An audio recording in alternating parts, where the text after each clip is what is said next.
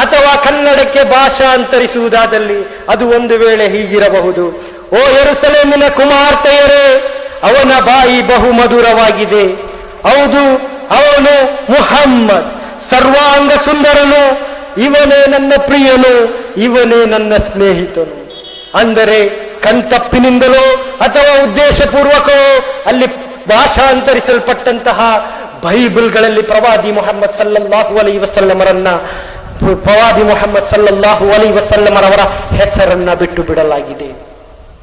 ಆದರೆ ವಾಸ್ತವದಲ್ಲಿ ಪ್ರವಾದಿ ಮೊಹಮ್ಮದ್ ಸಲ್ಲಲ್ಲಾಹು ಅಲೈಹಿ ವಸಲ್ಲಮರವರು ಉಲ್ಲೇಖಗಳು ಯೇಸು ಕ್ರಿಸ್ತರು ಹೇಳಿದಂತೆ ಪ್ರವಾದಿ ಮೊಹಮ್ಮದ್ ಸಲ್ಲಲ್ಲಾಹು ಅಲೈಹಿ ವಸಲ್ಲಮರವರು ಸೃಷ್ಟಿಕರ್ತನ ಕಡೆಯಿಂದ ಕಳುಹಿಸಲಾದಂತಹ ಆಧರಿಕನು ಅಥವಾ ನನ್ನ ಬಗ್ಗೆ ಸಾಕ್ಷ್ಯವನ್ನು ನೀಡುವಂತಹ ಪ್ರತಿನಿಧಿ ಎಂಬುದಂತೂ ನಿಜವಾಗಿಯೂ ಬೈಬಲ್ ಹೇಳಿದಂತೆ ಪ್ರವಾದಿ ಮೊಹಮ್ಮದ್ ಸಲ್ಲಲ್ಲಾಹು ಅಲೈಹಿ ವಸಲ್ಲಮರವರಾಗಿದ್ದಾರೆ. ಇನ್ನು ಅದೇ ರೀತಿ ಪ್ರವಾದಿ ಮೊಹಮ್ಮದ್ ಸಲ್ಲಲ್ಲಾಹು ಅಲೈಹಿ ವಸಲ್ಲಮರವರ ಬಗ್ಗೆ ಹಿಂದೂ ಧರ್ಮ ಗ್ರಂಥಗಳಲ್ಲಿಯೂ ಕೂಡ ಉಲ್ಲೇಖವಿದೆ. ಹೌದು, ವೇದಗಳನ್ನು ನಾವು ಪರಿಶೋಧಿಸುವಾಗ ಋಗ್ವೇದಗಳಲ್ಲಿ ನರಶಂಸ ಅಂತ ಒಂದು ಪ್ರಯೋಗವಿದೆ. ನರಶಂಸ ಅಂದರೆ ಆ ಪದದ ಅರ್ಥ ಪ್ರಶಂಸಿಸಲ್ಪಡುವವನು ಎಂಬುದಾಗಿದೆ. ಇನ್ನು ಆ ಪದವನ್ನು ನಾವು ಅರಬಿಗೆ ಭಾಷಾಂತರಿಸುವುದಾದಲ್ಲಿ ಅಲ್ಲಿ ಅರಬಿಯಲ್ಲಿ ನರಶಂಸ ಎಂಬ ಪದಕ್ಕೆ ಬದಲಾಗಿ ಉಪಯೋಗಿಸುತ್ತಿರುವುದು ಮುಹಮ್ಮದ್ ಎಂಬುದಾಗಿದೆ. ಹಾಗಾದರೆ ಅಲ್ಲಿಯೂ ಕೂಡ ಪ್ರವಾದಿ ಮೊಹಮ್ಮದ್ ಸಲ್ಲಲ್ಲಾಹು ಅಲೈಹಿ ವಸಲ್ಲಮರವರ ಹೆಸರು ಉಲ್ಲೇಖಿಸಲ್ಪಟ್ಟಿದೆ. ಹೌದು, ಅದೇ ರೀತಿ ಅಥರ್ವ ವೇದಗಳಲ್ಲಿ ನಾವು ಪರಿಶೋಧಿಸುವುದಾದಲ್ಲಿ ಅಥರ್ವ ವೇದದಲ್ಲಿ ನಮಗೆ ಈ ರೀತಿಯಾಗಿ ನೋಡಬಹುದು: ಇದಂಜನ ಉಪಶ್ರುತ ನರಶಂಶಸ್ತ ವಿಶ್ಯತೆ, ಇದಂಜನ ಉಪಶ್ರುತ ನರಶಂಶಸ್ತ ವಿಶ್ಯತೆ ಶಸ್ತಿಂ ಸಹಸ್ರನವತಿಂ ಚ ಕೌರಮ ಆರುಷ ಮೇಘದದ್ಮಹೇ. ಅಂದರೆ ಅಥರ್ವ ವೇದ ನಮಗೆ ಕಲಿಸಿಕೊಡುತ್ತಾ ಇದೆ, ಓ ಭಕ್ತ ವೃಂದವೇ, ಆ ಪ್ರವಚಕನನ್ನು ನೀವು ಆಲಿಸಿರಿ. ಆ ಸದಾ ಪ್ರಶಂಸಿಸಲ್ಪಡುವಂತಹ ಆ ಪ್ರವಚಕನು ಅಥವಾ ಆ ಪ್ರವಾದಿಯು ಅಥವಾ ಋಷಿಯು ಹಲವಾರು ಶತ್ರುಗಳ ನಡುವೆ ಹುಟ್ಟುತ್ತಾರೆ. ಇನ್ನು ಆ ಪ್ರಶಂಸಿಸಲ್ಪಡುವಂತಹ ಆ ಪ್ರವಚಕನು ಹಲವಾರು ಹೆಣ್ಣು ಒಂಟೆಗಳ ಮೇಲೆ ಮತ್ತು ಹಲವಾರು ಗಂಡು ಒಂಟೆಗಳ ಮೇಲೆ ಸಂಚಾರವನ್ನು ನಡೆಸುವವರಾಗಿರುತ್ತಾರೆ. ಅದೇ ರೀತಿ ಸ್ವರ್ಗದಲ್ಲಿಯೂ ಕೂಡ ಅವರ ಕೀರ್ತಿ ಇದೆ ಎಂದು ಅಥರ್ವ ವೇದವು ಕಲಿಸಿಕೊಡುತ್ತಿರುವಾಗ ನಮ್ಮ ಸ್ವಾಮೀಜಿಗಳಿಗೆ ಗೊತ್ತಿರಬಹುದು, ಅಲ್ಲಿ ಉಲ್ಲೇಖಿಸಲ್ಪಟ್ಟದ್ದು ಬ್ರಾಹ್ಮಣನನ್ನಲ್ಲ. ಯಾಕೆಂದರೆ ಮನುಸ್ಮೃತಿಯ ಭಾಗಗಳಲ್ಲಿ ಬ್ರಾಹ್ಮಣನು ಯಾವತ್ತೂ ಕೂಡ ಒಂಟೆಯ ಮೇಲೆ ಸವಾರಿ ನಡೆಸಬಾರದು ಅಂತ ಕಟ್ಟುನಿಟ್ಟಾಗಿ ಬರೆದಿರುವಾಗ ಅಲ್ಲಿ ಅಥರ್ವ ವೇದದಲ್ಲಿ ಕಲಿಸಿಕೊಟ್ಟಂತಹ ಆ ಪ್ರವಚಕನು ಪ್ರವಾದಿ ಮೊಹಮ್ಮದ್ ಸಲ್ಲಲ್ಲಾಹು ಅಲೈಹಿ ವಸಲ್ಲಮರಾಗಿದ್ದಾರೆ ಎಂಬುದಂತೂ ಸತ್ಯ, ಎಂಬುದಂತೂ ಪರಮ ಸತ್ಯವಾಗಿದೆ ನನ್ನ ಪ್ರೀತಿಯ ಸಹೋದರರೇ, ಸಹೋದರಿಗಳು. ಇನ್ನು ಅದೇ ರೀತಿ ನಾವು ಋಗ್ವೇದ, ಯಜುರ್ವೇದ, ಅಥರ್ವವೇದ, ಸಾಮವೇದವನ್ನು ನಾವು ಪರಿಶೋಧಿಸುವಾಗ ಅಹಮದಿ ಪಿತೂಹ ಪರಿಮೇದ ಮೃತಸ್ಯ ಜಾಗ್ರಾಣಿ ಅಹಂ ಸೂರ್ಯೋ ಇವೋ ಜನ ಅಂತ ಅಲ್ಲಿ ಸಾಮವೇದ ಕಲಿಸಿಕೊಡುತ್ತಾ ಇದೆ. ಅಲ್ಲಿ ಹೇಳುತ್ತಿರುವಂತಹ ವಿಚಾರವೇನೆಂದರೆ, ಅಹಮದರು ದೇವನಿಂದ ಅಥವಾ ಸೃಷ್ಟಿಕರ್ತನಿಂದ ಧಾರ್ಮಿಕ ನಿಯಮಗಳನ್ನು ಕಲಿತರು. ಆ ಧಾರ್ಮಿಕ ನಿಯಮಗಳಾಗಲಿ ಅತ್ಯಂತ ಆದರಣ ಪೂರ್ವವು ಪರಿಪೂರ್ಣವಾಗಿರುವುದು ಆಗಿದೆ.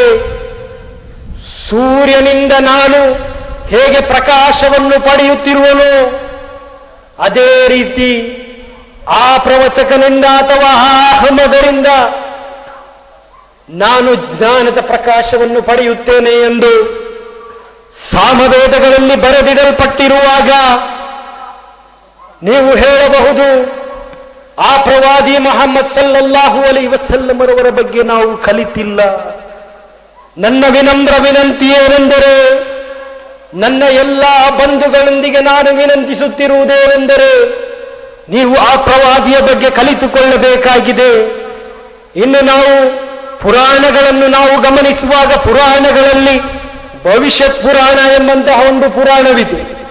ಆ ಪುರಾಣದಲ್ಲಿ ಪ್ರತಿಸರ್ಗ ಪರ್ವದಲ್ಲಿ ಪ್ರವಾದಿ ಮೊಹಮ್ಮದ್ ಸಲ್ಲಲ್ಲಾಹು ಅಲೈಹಿ ವಸಲ್ಲಮರವರ ಹೆಸರನ್ನ ಅಲ್ಲಿ ಕರೆಯಲಾಗಿದೆ ಅಥವಾ ಅಲ್ಲಿ ಉಲ್ಲೇಖಿಸಲಾಗಿದೆ.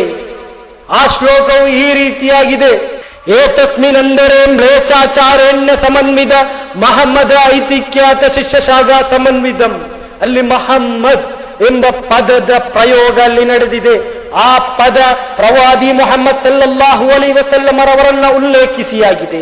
ಅಲ್ಲಿ ಹೇಳಿದಂತಹ ಶ್ಲೋಕದ ಅರ್ಥವೇನೆಂದರೆ, ಹೀಗಿರುವಾಗ ವಿದೇಶಿಗನಾದಂತಹ ಮರುಭೂಮಿ ಸ್ಥಳದ ವಾಸಿಯಾದಂತಹ ಒಬ್ಬ ಆಚಾರ್ಯನು ಅಥವಾ ಮಹಮ್ಮದ್ ಎಂಬ ಆಚಾರ್ಯನು ಬರಲಿರುತ್ತಾನೆ. ಆ ಪ್ರವಾದಿಯೊಂದಿಗೆ ಅಥವಾ ಋಷಿಯೊಂದಿಗೆ ಅಥವಾ ಆ ಪ್ರವಚಕನೊಂದಿಗೆ ಶಿಷ್ಯ ಶೃಂಖಲವಿದೆ. ಇನ್ನು ಆ ಪ್ರವಾದಿ ಮೊಹಮ್ಮದ್ ಸಲ್ಲಲ್ಲಾಹು ಅಲೈಹಿ ವಸಲ್ಲಮರವರ ಮತ್ತು ಅವರ ಅನುಯಾಯಿಗಳ ಬಗ್ಗೆ ಅವರ ಲಕ್ಷಣಗಳೇನು, ಅವರ ಗುಣಲಕ್ಷಣಗಳೇನು ಎಂಬುದನ್ನು ಅದೇ ಪ್ರತಿಸರ್ಗ ಪರ್ವ ಮುಂದುವರಿಸಿಕೊಂಡು ಹೇಳುತ್ತಾ ಇದೆ. ಲಿಂಗಚ್ಛೇದಿ ಶಿಖಾಹೀನ ಸ್ಮಶ್ರುಧಾರಿ ಸದುಷಕ ಉಚ್ಚಾಲಯತಿ ಸರ್ವದಕ್ಷಿ ಭವಿಷ್ಯತಿ ಜನೋ ನಮ ವಿನಾಕಾಲಂ ಚ ಪಶವಾಸ್ತೇಷಾಂ ಭಕ್ಷಾಯ ಮಥ ಮಮ ಮುಸಲನೈವ ಸಂಸ್ಕಾರ ಕುಶೈರೀ ಭವೀ ಭವಿಷ್ಯತಿ ತಸ್ಮಾನ್ ಮುಸಲವಾಂದೋಯಿ ಜಾತಾಯ ಧರ್ಮದೂಷಕ ಹಿತಪೇಷ ಚ ಧರ್ಮಶ್ಚ ಭವಿಷ್ಯತಿ ಮಾಯಾಕೃತ. ಅಂದರೆ ಆ ಪ್ರವಾದಿ ಮತ್ತು ಆ ಪ್ರವಾದಿಯ ಅನುಯಾಯಿಗಳು ಜುಟ್ಟು ಇಡುವುದಿಲ್ಲ, ಬದಲಾಗಿ ಅವರು ಗಡ್ಡವಿಡುತ್ತಾರೆ. ಗಡ್ಡ ಎಂಬ ವಿಚಾರದಲ್ಲಿ ಪ್ರಸ್ತಾಪಿಸಲ್ಪಡುವಾಗ ಒಂದು ನನಗೆ ಹೇಳಲಿಕ್ಕಿರುವುದೇನೆಂದರೆ, ಇಂದು ಹಲವಾರು ಸಹೋದರರು, ನನ್ನ ಪ್ರೀತಿಯ ಸಹೋದರರು, ಮಾಧ್ಯಮಗಳ ದಿಸೆಯಿಂದಾಗಿ, ಮಾಧ್ಯಮಗಳ ದುಷ್ಪ್ರೇರಣೆಯಿಂದಾಗಿ ಇಂದು ಮುಸಲ್ಮಾನರನ್ನ ಅಥವಾ ಗಡ್ಡಧಾರಿಗಳನ್ನು ಕಂಡಾಗ ಭಯೋತ್ಪಾದಕರೆಂದು ಕರೆಯುತ್ತಾರೆ. ಗಡ್ಡ ಭಯೋತ್ಪಾದನೆಯ ಸಂಕೇತ ಅಂತ ಹೇಳುವಂತಹ ಮಾಧ್ಯಮಗಳಿವೆ. ಅವರಲ್ಲಿ ನಾನು ವಿನಂತಿಸುತ್ತಿರುವುದೇನೆಂದರೆ, ಒಂದು ವೇಳೆ ಗಡ್ಡ ಭಯೋತ್ಪಾದನೆಯ ಸಂಕೇತವಾಗಿರುವುದಾದಲ್ಲಿ ಈ 5 ಗ್ರಾಂಕ್ಕಿಂತಲೂ ಕಡಿಮೆ ಭಾರವಿರುವಂತಹ ಗಡ್ಡ ಭಯೋತ್ಪಾದನೆಯನ್ನು ಸೃಷ್ಟಿಸುವುದಾದಲ್ಲಿ, ನಿಜಕ್ಕೂ ನೀವು ಏನೋ ತಿಳ್ಕೊಳ್ಬೇಕು. ನಿಜವಾಗಿ ಬದಲಾಗಿ ನಾವು ಚಿಂತಿಸೋಣ. ಒಂದು ವೇಳೆ ಗಡ್ಡವೇ ಭಯೋತ್ಪಾದನೆಯ ಲಕ್ಷಣವಾಗಿರುವುದಾದಲ್ಲಿ ಇಂದು ನಾವು ಕರೆದುಕೊಳ್ಳಬೇಕಾಗಿದೆ. ನಮ್ಮ ಈ ದೇಶದ ಪ್ರೌಢವಾದಂತಹ ಒಂದು ರಾಷ್ಟ್ರಗೀತೆ ಇದೆ. ನಾವು ಹೆಮ್ಮೆಯಿಂದ ಹೇಳಿಕೊಳ್ಳುತ್ತಿರುವಂತಹ ರಾಷ್ಟ್ರಗೀತೆ. ಆ ರಾಷ್ಟ್ರಗೀತೆಯ ಆರಂಭದಿಂದ ಕೊನೆಯ ತನಕ ನಾನು ಇಲ್ಲಿಗೆ ಹೇಳಲಾರೆ. ಯಾಕೆಂದರೆ ಸಂವಿಧಾನಬದ್ಧವಾದಂತಹ ನೀತಿ ನಿಯಮದ ಪ್ರಕಾರ, ಕಾನೂನಿನ ಪ್ರಕಾರ ರಾಷ್ಟ್ರಗೀತೆಯನ್ನ ಸೂರ್ಯನು ಕೆಳಗೆ ಬಂದ ನಂತರ ಹೇಳಲು ಭಾರತದ ಸಂವಿಧಾನ ಅವಕಾಶ ನೀಡದೇ ಇರುವುದರಿಂದ, ಭಾರತದ ಕಾನೂನು ಅವಕಾಶ ನೀಡದೇ ಇರುವುದರಿಂದ ಆ ಕಾನೂನನ್ನ ನನ್ನ ದೇಶದ ಸಂವಿಧಾನವಾದಂತಹ ಆ ಒಂದು ಸಂವಿಧಾನದ ಆ ಒಂದು ರೀತಿ ನೀತಿಗಳನ್ನ, ಸಂಹಿತೆಗಳನ್ನ, ಅದಕ್ಕೆ ಗೌರವವನ್ನು ನೀಡುವ ಏಕೈಕ ಉದ್ದೇಶದಿಂದ ಮತ್ತು ಈ ದೇಶದ ಕಾನೂನನ್ನ ನಾನು ಗೌರವಿಸುವ ಉದ್ದೇಶದಿಂದ ಆ ರಾಷ್ಟ್ರಗೀತೆಯನ್ನ ನಾನಿಂದು ಹೇಳುವುದಿಲ್ಲ. ಒಟ್ಟಿನಲ್ಲಿ ಹೇಳುವುದಾದರೆ ಆ ಜನಗಣಮನ ಎಂದು ಪ್ರಾರಂಭವಾಗುವಂತಹ ಆ ರಾಷ್ಟ್ರಗೀತೆಯ ರಚಕರಾದಂತಹ ರವೀಂದ್ರನಾಥ್ ಟಾಗೋರರನ್ನ ನಾವು ಭಯೋತ್ಪಾದಕ ಅಂತ ಕರೆಯಬೇಕಾಗಬಹುದು. ಯಾಕೆಂದರೆ ಆ ರವೀಂದ್ರನಾಥ ಟಾಗೋರರ ಗಡ್ಡ ಇಲ್ಲಿರುವ ಎಲ್ಲರಿಗಿಂತಲೂ ಕೆಳಗಡೆ ಇದೆ.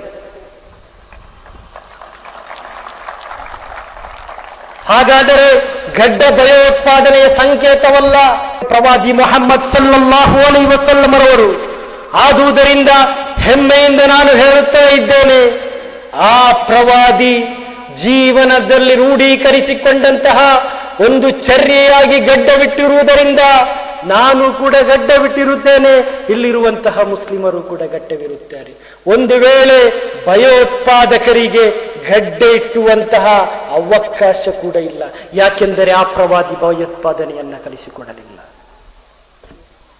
ಹಾಗಾದ್ರೆ ನಾನು ಹಿಂದೆ ಸರಿದಂತಹ ಭಾಗಕ್ಕೆ ಚಲಿಸುತ್ತೇನೆ.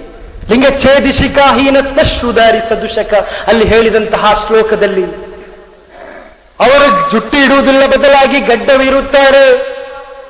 ಮತ್ತು ಅವರು ಮುಂಜಿ ಕಾರ್ಯಕ್ರಮವನ್ನು ನಡೆಸಿರುವವರಾಗಿರುತ್ತಾರೆ ಅಥವಾ ಸುನ್ನತ್ ಕಾರ್ಯಕ್ರಮವನ್ನು ನಡೆಸಿರುವವರಾಗಿರುತ್ತಾರೆ, ವೃತ್ತಛೇದನವನ್ನು ನಡೆಸಿರುವವರಾಗಿರುತ್ತಾರೆ. ಅವರು ಧರ್ಮದ ವಿಚಾರವಾಗಿ ಸೃಷ್ಟಿಕರ್ತನನ್ನು ಆರಾಧಿಸುವುದಕ್ಕೋಸ್ಕರ ಜನರನ್ನು ಕರೆಯುವಂತಹ ಕಾರ್ಯದಲ್ಲಿ ಮಗ್ನರಾಗಿರುತ್ತಾರೆ. ಇನ್ನು ಧರ್ಮದ ವಿಷಯದಲ್ಲಿ ಇಲ್ಲದ ವಿಚಾರಗಳನ್ನು ಸೇರಿಸಿ ಧರ್ಮವನ್ನು ಕಲುಷಿತಗೊಳಿಸುವವರ ವಿರುದ್ಧ ಅಲ್ಲಿ ಅವರಿಗೆ ನ್ಯಾಯಯುತವಾದಂತಹ ರೀತಿಯಲ್ಲಿ ಆ ಧರ್ಮದ ನೈಜ ತಿರುಳನ್ನು ಕಲಿಸಿಕೊಡುವಂತಹ ವಿಚಾರದಲ್ಲಿ ಅವರು ಮುಂದುವರಿಯುತ್ತಾರೆ ಎಂದು ಭವಿಷ್ಯತ್ ಪುರಾಣದಲ್ಲಿ ಕಲಿಸಿಕೊಡುತ್ತಿರುವಾಗ ಅಲ್ಲಿ ಬಂದಂತಹ ಪ್ರಯೋಗಗಳು ಪ್ರವಾದಿ ಮುಹಮ್ಮದ್ ಸಲ್ಲಲ್ಲಾಹು ಅಲೈಹಿ ವಸಲ್ಲಮರವರ ಬಗ್ಗೆ ಮತ್ತು ಪ್ರವಾದಿ ಸಲ್ಲಲ್ಲಾಹು ಅಲೈಹಿ ವಸಲ್ಲಮರವರ ಅನುಯಾಯಿಗಳ ಬಗ್ಗೆಯಾಗಿರುತ್ತದೆ. ಹೀಗೆ ನಾನು ಹೇಳುವುದಾದರೆ ಕೊನೆಯ ಒಡಂಬಡಿಕೆಯಾದ ಕುರ್ಆನಿನಲ್ಲಿ ಪ್ರವಾದಿ ಮುಹಮ್ಮದ್ ಸಲ್ಲಲ್ಲಾಹು ಅಲೈಹಿ ವಸಲ್ಲಮರವರ ಹೆಸರು ಪ್ರಸ್ತಾಪಿಸಲ್ಪಟ್ಟಿದೆ.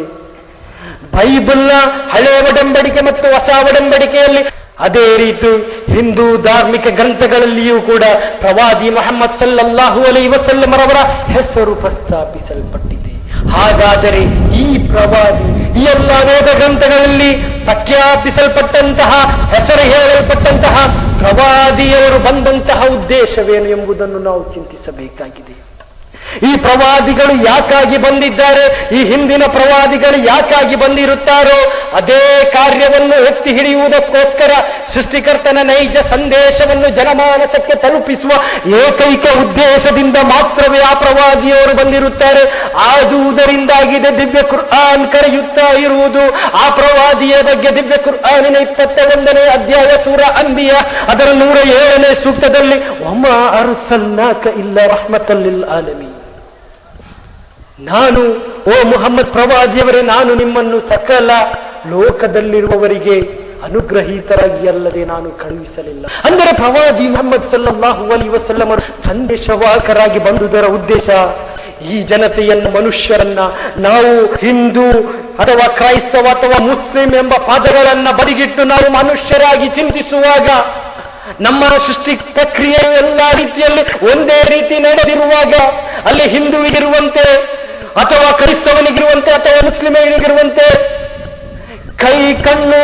ಕೈಕಾಲುಗಳು, ಕಣ್ಣು, ಕಿವಿ, ಮೂಗು, ನಾಲಿಗೆ, ಮುಖ, ಹೃದಯ, ಕಿಡ್ನಿ ಇತ್ಯಾದಿ ಇತ್ಯಾದಿ ಎಲ್ಲ ಅಂಗಗಳು ಒಬ್ಬ ಮುಸ್ಲಿಮನಿಗಿರುವಂತೆ, ಒಬ್ಬ ಹಿಂದೂಗಿರುವಂತೆ, ಒಬ್ಬ ಕ್ರೈಸ್ತನಿಗಿರುವಂತೆ, ಒಬ್ಬ ಹಿಂದೂಗಿರುವಂತೆ, ಒಬ್ಬ ಮುಸಲ್ಮಾನನಿಗಿರುವಾಗ ಆ ಸೃಷ್ಟಿಕರ್ತನು ಇಲ್ಲಿ ನಮಗೆ ಯಾವುದು ಸತ್ಯ ಯಾವುದು ಅಸತ್ಯ ಅಂತ ನಮಗೆ ನಿರ್ಣಯ ತೆಗೆದುಕೊಳ್ಳಲು ಸಾಧ್ಯವಿಲ್ಲ. ಅದಕ್ಕೆ ಬದಲಾಗಿ ಸೃಷ್ಟಿಕರ್ತನು ಸಂದೇಶವಾಹಕರನ್ನು ಕಳಿಸಿಕೊಟ್ಟಿರುತ್ತಾನೆ. ಹಾಗೆ ಬಂದಂತಹ ಪ್ರವಾದಿ ಮುಹಮ್ಮದ್ ಸಲ್ಲಲ್ಲಾಹು ಅಲೈಹಿ ವಸಲ್ಲಮರವರು ತನ್ನ ದೌತ್ಯ ನಿರ್ವಹಣೆಗಾಗಿ ತನ್ನ ಕರ್ತವ್ಯ ನಿರ್ವಹಣೆಗಾಗಿ ಅವರು ಹೇಳಿದಂತಹ ಮತ್ತು ಜನಮಾನಸಕ್ಕೆ ಲಾ ಇಲಾಹ ಇಲ್ಲಲ್ಲಾಹ್ ಮುಹಮ್ಮದು ರಸೂಲುಲ್ಲಾಹ್. ಲಾ ಇಲಾಹ ಇಲ್ಲಲ್ಲಾಹ್ ಅಂದರೆ ಆರಾಧನೆಗೆ ಅರ್ಹನಾದವನು ನೈಜ ಹಕ್ಕುದಾರನು ಆ ಅಲ್ಲಾಹನು ಮಾತ್ರನಾಗಿರುತ್ತಾನೆ.